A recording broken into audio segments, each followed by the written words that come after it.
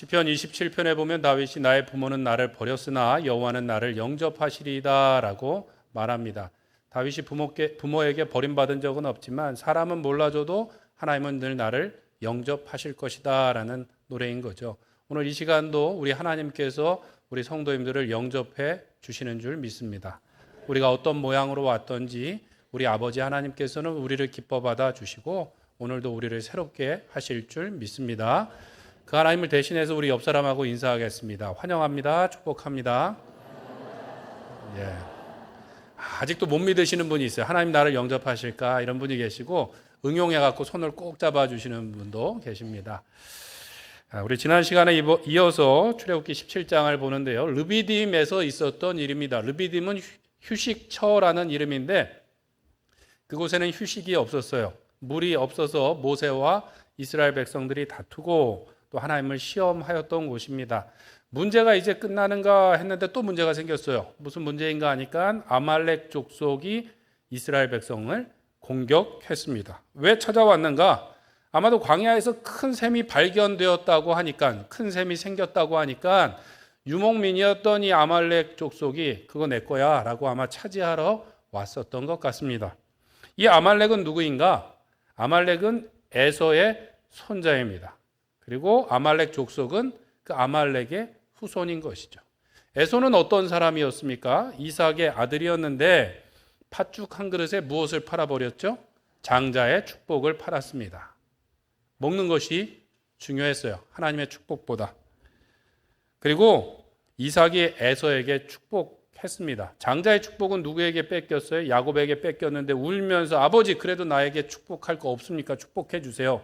몇 가지 말을 했는데 마지막에 뭐라 그러냐면 너는 무엇을 믿고 살 것이다?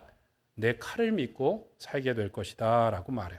그래서 싸움을 잘하는 민족이 되었다는 것이죠. 이 아말렉의 이름의 뜻은 전쟁을 좋아함이라는 뜻입니다. 전쟁을 좋아함. 전쟁을 좋아함. 그런데 싸움을 좀 잘했던 것 같긴 해요. 발람이 나중에 이제 발람의 그 저주 가운데도 나오는데 아말렉은 모든 민족 중에 최고이다라고 말을 해요. 물론 그 종말은 멸망이지만 최고라고 이야기를 합니다. 싸움을 잘했어요. 근데 조금 비겁했던 것 같아요. 이스라엘 백성들을 공격해 왔는데 어디에서 공격했냐? 뒤에서부터 공격했어요. 신명기 25장 17절 18절 말씀해 보면 너희는 애굽에서 나오는 길에 아말렉이 내게 행한 일을 기억하라. 곧 그들이 너를 길에서 만나 내가 피곤할 때 내 뒤에 떨어진 어떤 사람들을 쳤고 약한 자들을 쳤고 그 다음에 중요합니다. 하나님을 두려워하지 아니하였느니라 라고 말해요. 싸움을 잘해서 그런지 그 약점을 파고들어서 공격을 했었던 것 같아요. 뒤에서 처져 있었던 노약자들과 어린아이들과 또는 병자들을 아마 먼저 공격했었던 것 같습니다. 근데 중요한 거는 그들에 대한 성경의 평가, 그들이 행한 일이 아니라 평가가 뭐예요? 누구를 두려워하지 아니하였다? 하나님을 두려워하지 아니하였다라는 거예요. 그러니까 아말렉 족속은 어떤 사람인가? 그들의 조상은 팥죽 한 그릇에 하나님의 축복을 팔아버렸어요. 물질이 더 중요하고 칼을 믿고 사는 사람들이에요. 하나님을 믿느니 내 무엇을 믿어라? 주먹을 믿어라. 내 칼을 믿어라. 그리고 하나님을 두려워하지 않았다라는 것은 무엇인가 하면 하나님을 대적했다라는 것이죠. 하나님을 대적했다라는 거예요. 그러니까 아말렉은 육신의 욕심과 교만으로 하나님을 대적한 우리의 죄성을 사실은 모형적으로 보여주고 있습니다. 그래서 오늘 성경에 보면 아말렉이 못되게 공격하긴 했지만 여호와께서 영원히 그들과 싸우시겠다. 내가 맹세코 그들을 기억하지 못하도록 만드시겠다. 이렇게 말씀하실 정도로 그렇게 나쁜 민족인가? 성경이 앞에 나오지는 않습니다. 무엇을 상징하는가? 육체의 정욕과 교만으로 인해서 하나님을 거역하는 죄성을 상징하고 있는 것이죠. 그래서 영원히 대대로 내가 싸우겠다. 그 이름도 기억되지 못하도록 하겠다라고 말씀합니다. 모형적으로 보여주시고 있고 마지막에 이 여호와 니시에서 승리한 장면을 보면 모세가 산꼭대기에 올라가서 하나님의 지팡이를 들고 있는 모습, 그 지팡이로 중보기도함으로 이스라엘 백성들이 승리하는 것이 무엇을 모형적으로 보여주는가? 지금도 보좌 우편에서 우리를 위하여 중보하시는 예수님의 모습을 모형적으로 보여준다라는 것이죠. 이 안타까운 것은 이 아말렉이 이때 끝나지 않았습니다. 나중에 사울 왕 때에도 등장을 하는데 하나님께서 사울 왕에게 아말렉을 진멸하라고 명령하셨어요. 사울 왕이 가서 아말렉 족속을 쳐서 무찌릅니다. 그런데 문제가 생겼어요. 오히려 아말렉으로 인해서 실족하고 버림받은 바 된 사람이 누구인가 하면 이 사울이었어요. 왜 실족했나요? 물질 때문에 그랬습니다. 물질 때문에. 쳐서 이기기는 했는데 하나님께서 분명히 모두 진멸하라고 말씀하셨어요. 그런데 성경에 보면 그 표현대로 그대로입니다. 양과 소의 가장 좋은 것 또는 기름진 것과 모든 좋은 것은 남기고 진멸하기를 즐겨 하지 아니하고 가치 없고 하찮은 것은 진멸하니라고 성경에 기록되어 있어요. 양과 소 중에 좋은 것은 또 기름진 것은 진멸하기를 즐겨하지 아니하고, 그 말은 뭐예요? 하나님의 명령을 수행하기를 즐겨하지 않고 가치 없고 하찮은 것들만 진멸했다라는 거예요. 사울 역시 물질에 미혹되어 하나님의 말씀에 불순종했습니다. 무엇이 더 중요한 사람이었어요? 물질이 더 중요한 사람이었고, 재미있는 말씀이 그 다음에 나옵니다. 사무엘상 15장 24절에 보면 여호와의 명령과 당신의 말씀을 어긴 것은, 이 사무엘에게 지금 변명하는 장면입니다. 내가 백성을 뭐뭐뭐하여 그들의 말을 청종하였습니다. 뭐뭐뭐에 뭐가 들어갈까요? 두려워하여. 하나님을 두려워한 것이 아니라 무엇을 두려워했다고요? 백성을 두려워했고, 하나님의 명령을 수행한 것이 아니라 기름지고 좋은 것들을 그가 취하기를 바랬다라는 것이죠. 사무엘이 이제 우리가 잘 알고 있는 말씀을 하는 거죠. 순종이 무엇보다 낫고 제사보다 낫고 듣는 것이 수양의 기름보다 낫습니다. 이 말씀을 모르시는 분이 계셔서 순종을 잘 못하셨던 건가요? 네. 그리고 그 뒤에 보면 또 이런 말씀이 나옵니다. 거역하는 것은 점치는 죄와 같고 완고한 것은 뭐뭐뭐과 같습니다. 우상 숭배와 같습니다. 부분적인 순종은 순종인가요? 아닌가요? 순종이 아니라는 거예요. 그냥 부족한 순종이 아니라 뭐라 그러냐면 점치는 것과 우상 숭배와 같다는 거죠. 하나님 진멸하라고 말씀하셨는데 좋은 것은 빼놓고 나쁜 것은 진멸하고, 이게 뭐예요? 점치는 것과 우상 숭배와 같다는 거죠. 부분적인 순종은 좀 모자른 순종이 아니라 점치는 것과 우상 숭배와 같아요. 왜 그렇게 했습니까? 하나님을 위해서? 아니요. 백성들을 위해서? 아니요. 제사하려고 했다 그러는데 아니요. 사무엘이 뭐라 그러냐면 어찌하여 탈취하기에 급급합니까? 라고 이야기합니다. 사울 마음속에 뭐가 있는 거예요? 물질에 대한 욕심이 있었던 거예요. 하나님을 두려워하지 않고 백성들을 두려워해서 하나님의 말씀을 따르지 않았어요. 우상 숭배였다라는 것이죠. 물질을 섬겼다라는 거예요. 근데 이 아말렉이 다윗 왕 때도 문제를 일으키게 됩니다. 다윗 왕이 사울을 피해서 어디로 가는가? 블레셋으로 가서 시글락 성이라는 조그만 성에 거주하고 있을 때였어요. 그와 그의 군대가 전쟁하러 잠깐 나간 사이에 누가 쳐들어왔는가? 이 아말렉이 요때다. 하여튼 이 주특기인 것 같아요. 뒤에서 약점을 노리고 하는 것이 이 아말렉의 특징이었던 것 같아요. 빈 성에 들어가서 부녀자들과 재산을 다 탈취하고 그 성에 불을 지르게 됩니다. 다윗과 그의 군대가 돌아와 보니까 자녀들이 다 잡혀가 버렸어요. 재산도 없어지고 집은 불타고 어떻게 했는가? 분명히 용사들이었을 텐데도 소리내서 크게 울다가 지쳐서 무엇을 했을까요? 울다가 지쳐서 잠이 든 것이 아니라 울다가 지쳐서 돌을 들어서 다윗을 치려 했다라는 것이죠. 참 그럴 힘은 있어요. 예? 울다가 좀 기도하면 좋은데 그러지 않고 다윗을 돌로 치려고 했대. 이것도 이스라엘 백성들의 하여튼 주특기예요. 모세도 돌로 치려고 하고 다윗도 돌로 치려고 하고. 우리는 어떤 자리에 있어야 될까요? 모세와 다윗과 같은 자리에 있어야지 돌로 치려고 하는 자리에 있으면 안 되겠죠. 어쨌든 이스라엘 백성들이 그러는데 성경에 보면 다윗의 마음이 매우 궁핍하였대요. 매우 다급하였대요. 지금 돌로 치게 생긴 거예요. 그런데 다윗은 혈기로 행동하지 않고 여호와로 인하여 용기를 얻어서 어떻게 했는가? 제사장을 불러와서 하나님께 묻습니다. 하나님, 올라갈까요 말까요? 추격할까요 말까요?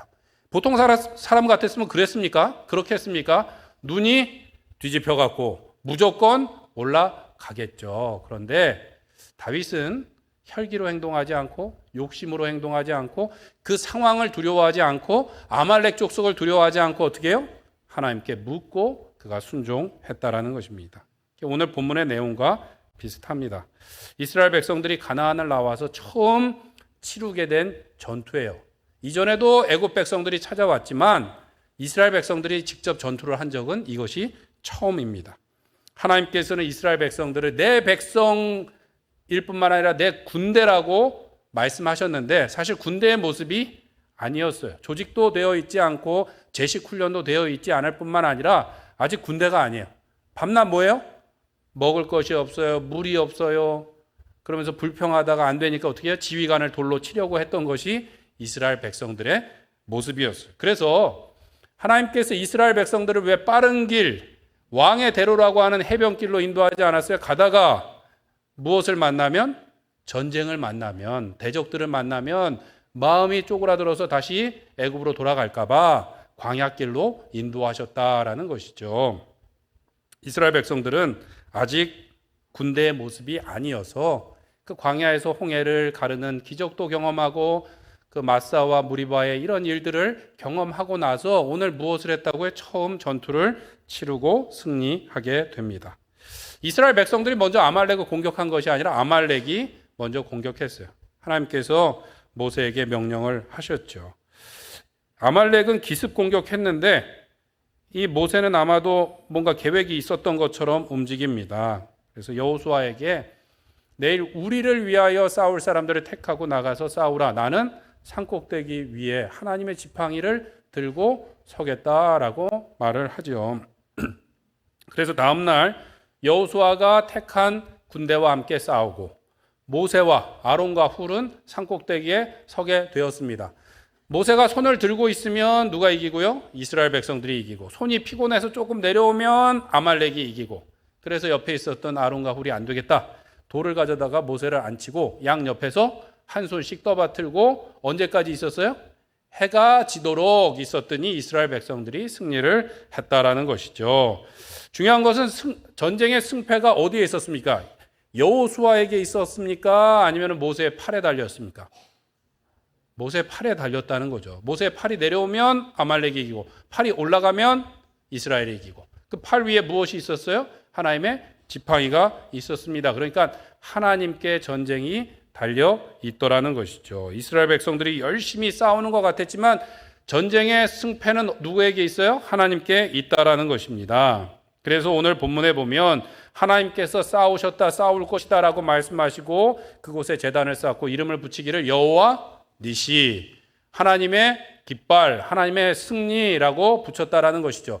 여호수아가 잘 싸워서 이긴 것이 아니라 누가 이기신 거라고요? 하나님께서 이기셨다라는 것이죠. 전쟁은 누구에게 속한 것입니까? 하나님께 속한 것이었어요. 우리도 이것을 기억해야 됩니다. 역대하 20장 15절에 보면 이렇게 말합니다. 여호와께서 이같이 너희에게 말씀하시기를 너희는 이 큰 무리로 말미암아 두려워하거나 놀라지 말라. 이 전쟁은 너희에게 속한 것이 아니요 누구에게 속한 것이라? 하나님께 속한 것이라. 전쟁뿐만 그렇습니까? 우리의 직장도 우리의 사업도 누구에게 속해 있습니까? 하나님께 속해 있고 하나님께서 승리케 해 주실 줄 믿습니다. 우리의 자녀의 양육도 어떻습니까? 자녀의 대입도 취업도 결혼도 우리에게 속한 것이 아니라 누구에게 속해 있어요? 하나님께 속해 있고 하나님께서 승리를 주실 줄 믿습니다. 이상하게 아멘이 줄어드는 이유는 전쟁은 안 일어날 것 같은데 사업과 자녀는 내 손 안에 있으니까 아멘을 잘 못하시는 거예요? 한 작가가 그런 얘기를 합니다. 하나님께서도 실패하신 것이 아닌데 하나님께서 만드신 천사의 3분의 1도 하나님을 배신했고 요한계시록의 말씀을 가져다가 추리한 겁니다. 하나님께서 처음으로 만드셨던 2명의 사람도 하나님을 배신했어요. 그런데 우리는 무엇 때문에 그렇게 자녀 양육에 자신을 하냐 이런 얘기를 합니다. 자녀 양육에 대한 책을 쓰면서 그러면서 여러 좋은 책을 다 읽어보고 본인이 책을 쓰는데 언제 자녀 양육에 성공적이었는가? 기도할 때. 아무리 좋은 철학자들의 철학을 갖다 대고 방법을 쓰고 좋은 걸 대도 그것이 중요한 것이 아니라 기도할 때 자녀 교육에 성공했다라는 이야기를 합니다. 우리의 건강도 자녀들도 우리의 일터도 하나님께 속해 있는 줄로 믿습니다. 우리가 열심히 수고하는 것 같지만 그것은 무엇인가? 하나님의 승리에 동참케 하시기 위해서 우리를 불러주신 거예요.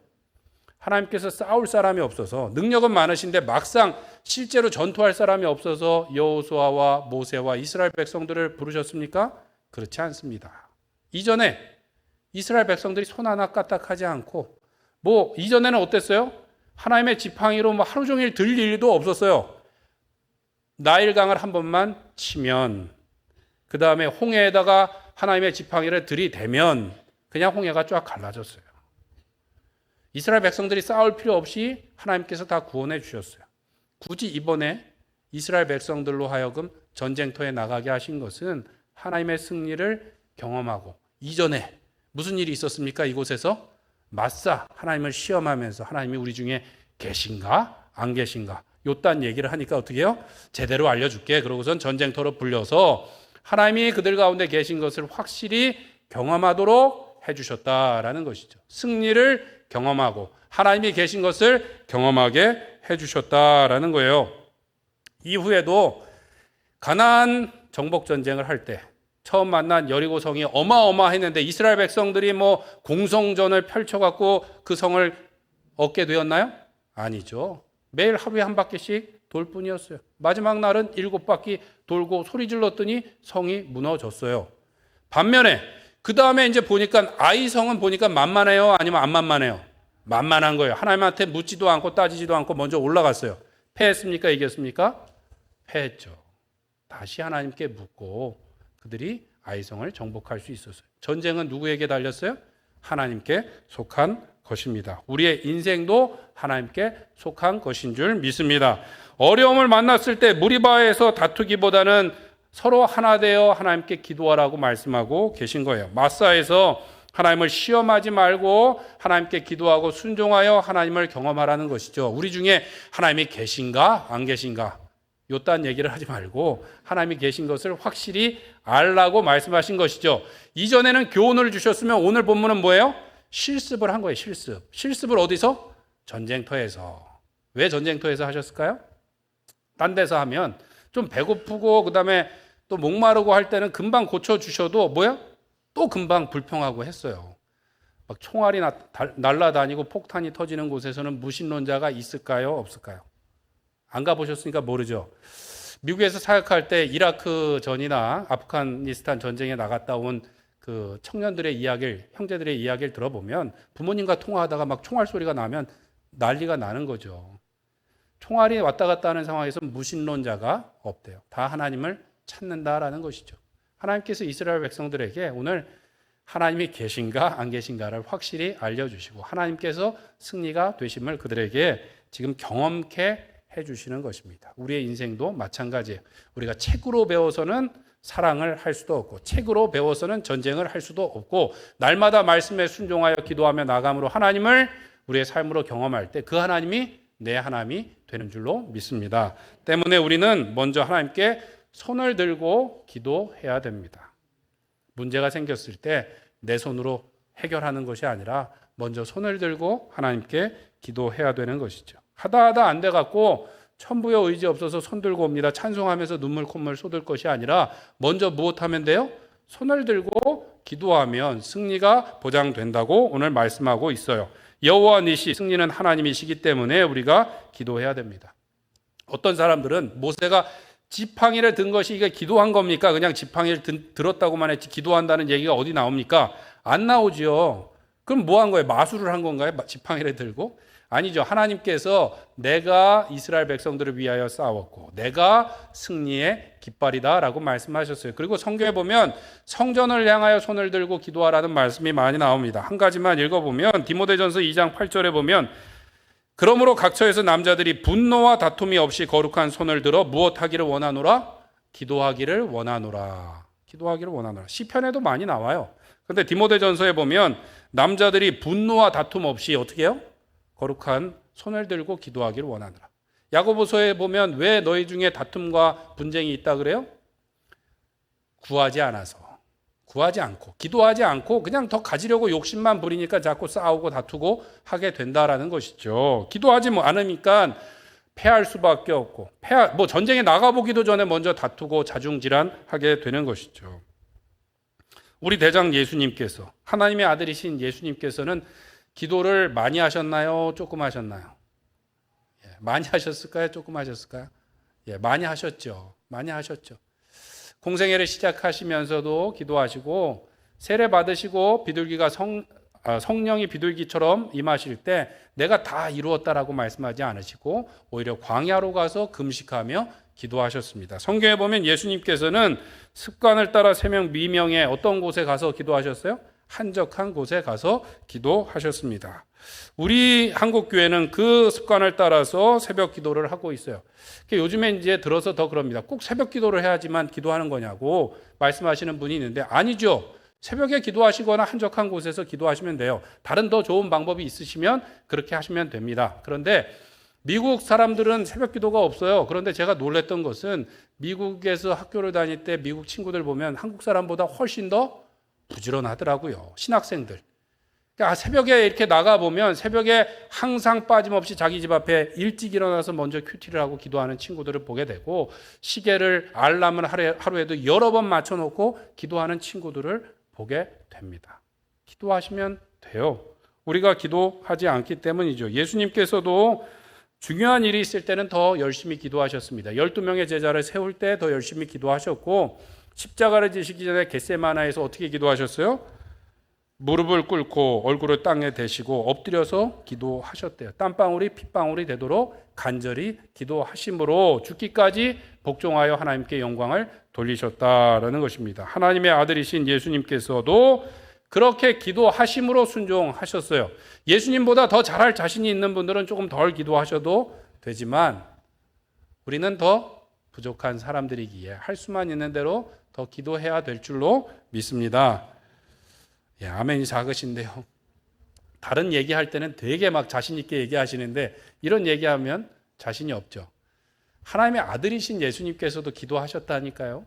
우리들도 우리 스스로를 믿지 말고 자기를 부인하고 날마다 하나님의 뜻을 구하며 기도함으로 순종할 수 있는, 승리할 수 있는 우리 성도님들 되시길 축원합니다. 예수님께서 제자들에게 기도에 대해서 무척 많이 강조하셨어요. 복음서에 보면 끈질기게 기도해라. 하늘아버지께서 너희들에게 반드시 좋은 것을 주실 것이다. 여러 가지 비유를 통해서 말씀하셨습니다. 예수님께서 변화산에 올라가서 기도하고 내려오셨는데 마을에 난리가 났어요. 무슨 난리입니까?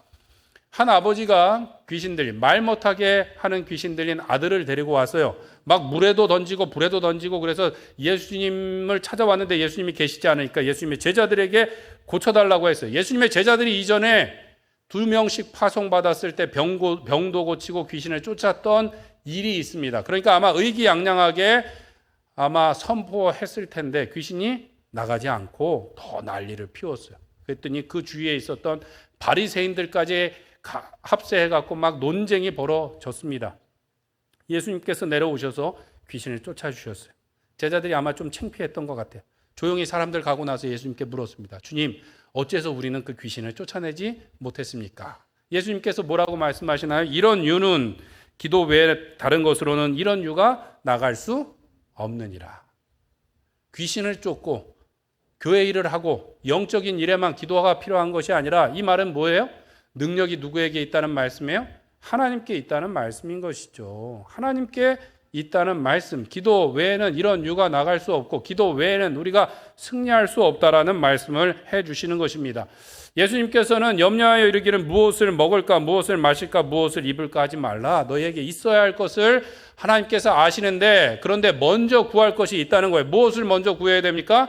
그의 나라와 그의 의를 구하면 그 모든 것을 다 더해 주실 것이라고 약속하셨어요. 주기도문에도 보면 하나님의 영광을 위해서 먼저 기도하고 그 다음에 일용할 양식을 위해서 기도하라고 하셨나요? 안 하셨나요? 하라고 하셨어요. 하라고 하셨어요. 일용할 양식을. 우리는 일용할 양식이 필요 없는 삶을 구해요. 어떤 삶이요?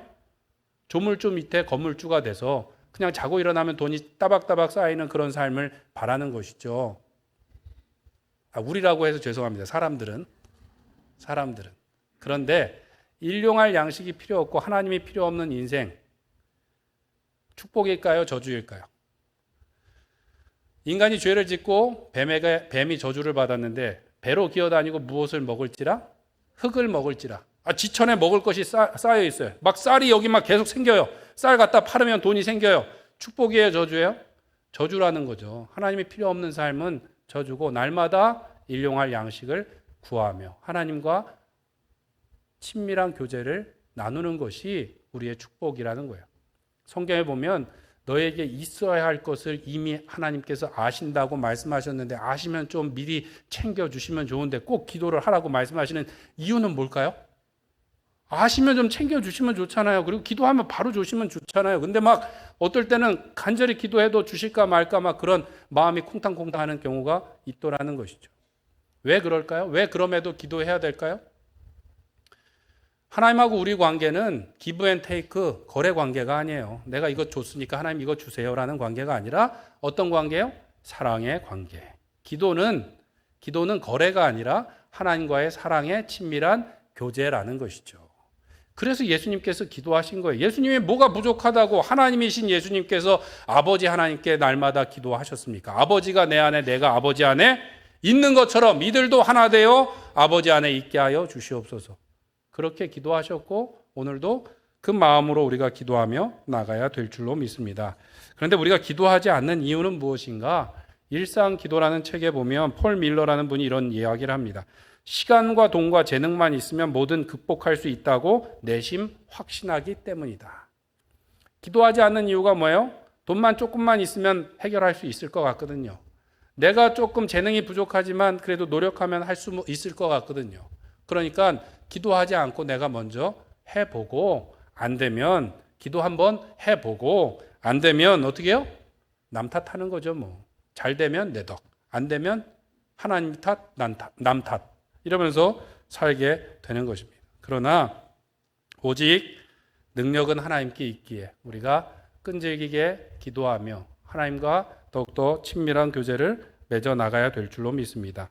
기도의 실패의 주된 원인은 너무 많은 것을 구하기 때문이 아니라 하나님을 너무 작게 생각하기 때문이라는 것이죠. 하나님의 능력도 작고 우리를 향한 사랑도 작기 때문에 아예 포기하고 기도를 하지 않는 거예요. 나 같은 사람에게 그런 것을 주실까? 하나님이 이런 것도 하실 수 있을까? 기도하지 않는다라는 것이죠. 그러나 하나님은 어떤 분이십니까? 무궁무진하신 사랑과 능력으로 반드시 그 뜻을 이루실 수 있는 분이기 때문에 언제 어떤 상황에서도 우리가 기도함으로 하나님께 은혜를 입고 승리를 얻게 될 줄로 믿습니다. 그래서 기도 먼저라는 책에 보면 바빠도 힘들어도 슬퍼도 먼저 기도해야 된다는 것이죠. 바쁠수록 힘들수록 슬플수록 먼저 기도할 때 하나님께서 우리의 승리가 되어 주실 줄 믿습니다. 사랑하는 성도 여러분, 물질과 시간과 재능이 있으면 내가 할 수 있을 것 같다라는 착각과 교만을 내려놓고 오늘도 먼저 기도함으로 하나님의 크신 능력과 사랑을 경험하고 승리를 경험하시는 우리 성도님들 되시길 축원합니다. 두 번째로 우리가 서로 손을 잡아야 되겠습니다. 첫 번째는 손을 들고 기도하고 두 번째로는 서로의 손을 잡아야 되는 거예요.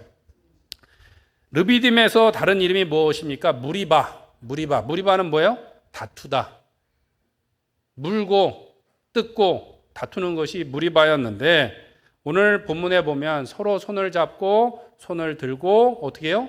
하나님의 승리를 경험하게 되는 것이죠. 모세에 들려진 손이 피곤하니까 아론과 훌이 그들의 손을 양쪽에서 붙들고 하루 종일 합력함으로 승리를 이끌어냈어요. 뿐만 아니라 여호수아에게 우리를 위하여 사람을 택하고 나가서 싸우라고 위임했어요. 위임. 여호수아가 언제 전쟁을 해봤나요? 해보지 않았어요. 모세는 무엇을 믿고 여호수아에게 그 부탁을 하고 여호수아는 뭘 믿고 나가서 싸웠어요? 하나님을 믿고 서로를 믿고 서로의 손을 붙잡고 그들이 합력할 수 있었다라는 것이죠. 믿음으로 순종하고 믿음으로 다툼이 아니라 하나됨을 이뤘고 그 가운데 하나님의 놀라운 승리를 경험했다라는 것입니다. 굳이 나가서 싸워야 됐던 이유가 뭐라고요? 하나님이 계신지 안 계신지 요딴 생각을 자꾸 하니까 확실하게 보여주시기 위해서 전쟁터에서 얼마나 하나님이 크신 하나님이신지를 직접 경험하게 하셨다라는 것이죠. 그러면 이전의 구원의 경험보다 오늘 이 본문에 나온 사건이 더 기뻤을까요? 아니면 이제 다시는 이렇게 하기 싫습니다. 그랬을까요? 잘 모르시죠? 더 기뻤던 것 같아요. 저도 잘 모릅니다. 근데 성경에 보니까 홍해 바다가 갈라지는 기적을 경험하고 모세가 찬양하고 미리암이 찬양했어요. 그런데 제단을 쌓고 예배하진 않았어요. 그런데 오늘 본문에 보니까 하루 종일 수고하고 나서 승리를 경험하고 나서 어떻게 해요? 모세가 처음으로 제단을 쌓았어요. 출애굽하면서 처음 제단을 쌓고 하나님께 예배했다라는 거예요. 왜 그랬을까요? 더 감사하고 기뻤던 것 같아요. 그냥 예수님의 제자들도 뒤에서 예수님이 하시는 기적을 보는 거랑 본인들이 기적을 직접 행하는 거랑 어떤 것이 더 기쁠까요? 본인들이 하는 것이 기쁘죠.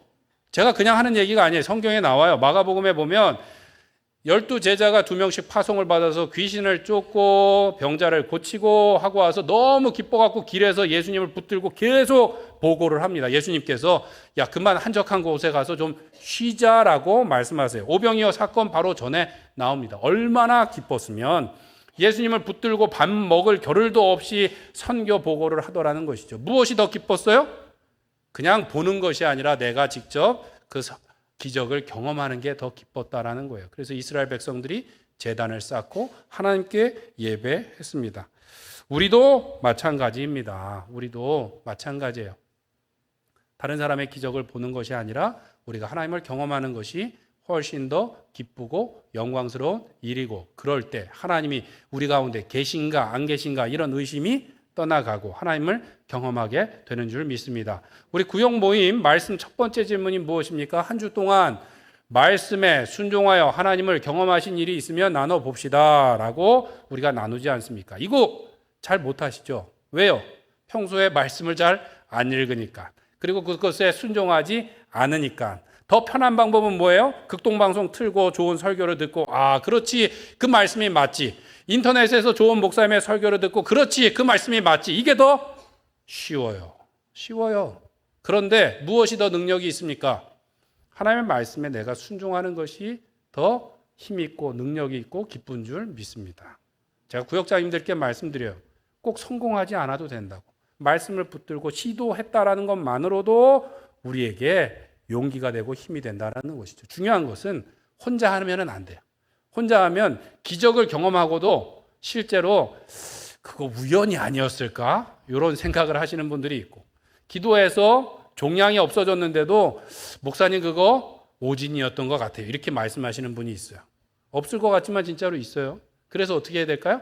2-3명의 증인이 필요하다는 것이죠. 구역에서 함께 기도하고 순종하고 하나님을 경험할 때 우리가 확실히 하나님을 경험할 뿐만 아니라 어떻게 해요? 기쁨이 배가 되는 것이죠. 내 기도의 제목이 응답받은 것도 기쁘지만 그것보다 더 기쁜 것은 뭐냐? 나의 지체의 기도 제목이 응답받을 때 더 기쁨을 누리게 됩니다. 때문에 중요한 것은 하나님께 먼저 손을 들고 기도하는 것이 중요하고, 두 번째로 누구의 손을 잡아야 돼요? 내 옆 사람의 손을 잡는 것이 중요해요. 무리바에서 서로 다투고 소송 걸고 싸우고 하지 말고 어떻게 해요? 같이 손 붙잡고 기도하는 게 중요하다니까요. 17세기의 신학자 루퍼트라는 분이 하나됨은 본질이나 자유는 비본질이다. 그래서 중요한 것이 무엇인가? 긍휼함이다라고 말했어요. 우리의 본질이 뭐라고요? 자유가 아니라 하나됨. 별로 동의를 안 하시나 봐요. 내 마음대로 살고 싶은 거예요? 자유는 비본질이에요. 오히려 섬기고 서로와 하나 되는 것이 본질입니다. 왜 본질이에요? 우리는 그리스도의 몸으로 부름을 받았고 너희는 뭐예요? 지체니라. 지체이기 때문에 하나 떨어져서는 우리가 온전히 설 수가 없어요. 함께 한 몸으로 붙어 있을 때 그리스도의 몸으로 온전하여지며 주님의 선한 일을 하기에 합당한 모습이 된다라는 것이죠. 인정 못하는 얼굴로 그냥 가만히 계시는데 자신 있으신가 봐요. 나 혼자서 다 할 수 있고 하나님 없이도 할 수 있고 옆 사람 없이도 할 수 있고. 왜 긍휼이 중요한지 아십니까? 긍휼이 내 마음에 맞는 사람이 많을까요? 적을까요?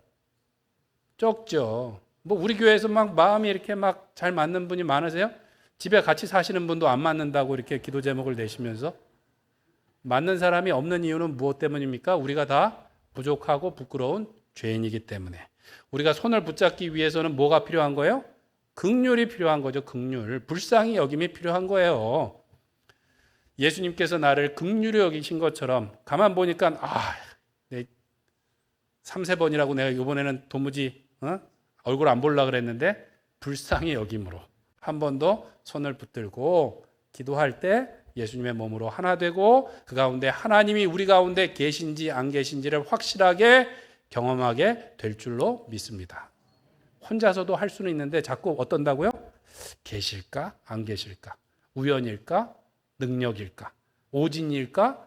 하나님의 능력일까? 이게 의심하게 되기 때문에 같이 손을 붙들고 순종하고 기도함으로 하나님을 경험해야 될 줄로 믿습니다. 오늘도 함께 기도하며 서로를 섬기며 수고함으로써 우리 안에 계신 하나님을 경험함으로 더 기뻐하고 승리를 누릴 뿐만 아니라 오늘 모세와 이스라엘 백성들이 기쁨으로 그 단을 쌓고 하나님을 예배한 것처럼 날마다 우리의 예배가 기쁨과 감사와 간증으로 넘쳐나시기를 간절히 축원드립니다. 우리 함께 기도하겠습니다. 기도하실 때 하나님, 내 손이 먼저 움직이지 않고 하나님께 손을 들고 기도하는 주의 백성 되게 하여 주시옵소서. 내 손으로 내 가족의 손을 잡게 하시고 내 구역 식구의 손을 잡게 하시고 우리 교회에 있는 우리 지체들의 손을 주님께서 나를 긍휼히 여기신 마음으로 잡게 하여 주시사 연합하여 하나 되게 하시고 우리 안에 계신 하나님과 우리 안에 계신 하나님의 승리를, 능력을, 사랑을 경험하게 하여 주시옵소서. 우리 주여 한번 부르짖고 기도하겠습니다.